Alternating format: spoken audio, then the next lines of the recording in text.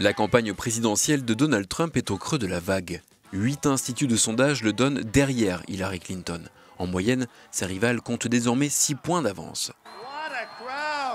Critiqué et même parfois rejeté au sein de son propre parti, le milliardaire reste droit dans ses bottes et multiplie les petites phrases choc.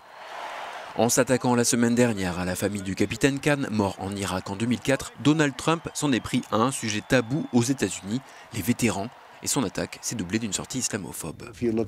Regardez sa femme plantée derrière lui, elle n'a rien à dire, peut-être qu'elle n'était même pas autorisée à parler. Après les vétérans et l'islam, les immigrés. Depuis le début de sa campagne, Donald Trump martèle qu'il construira un grand mur à la frontière avec le Mexique. Quand le Mexique nous envoie des gens, il n'envoie pas ses meilleurs éléments, comme vous ou vous.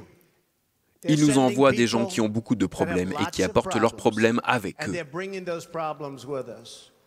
Sur le plan international, le candidat républicain s'est illustré avec des prises de position inattendues. Il veut renouer le dialogue avec la Corée du Nord et mettre la pression sur Pékin en passant par Kim Jong-un. Je parlerai avec Kim Jong-un, je n'ai pas de problème avec lui. Je mettrai beaucoup de pression sur la Chine car nous avons un fort ascendant économique sur la Chine.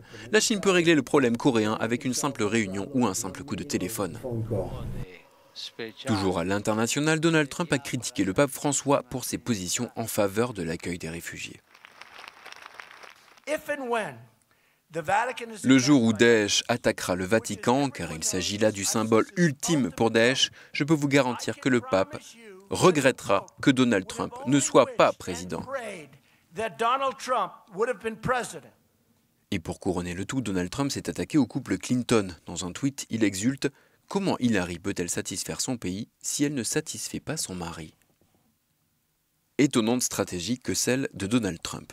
Ne jamais s'excuser, rester offensif, privilégier la forme plutôt que le fond, quitte à se mettre à dos son propre camp et des millions d'Américains pour miser sur un seul et unique électeur type, l'homme blanc protestant de classe moyenne.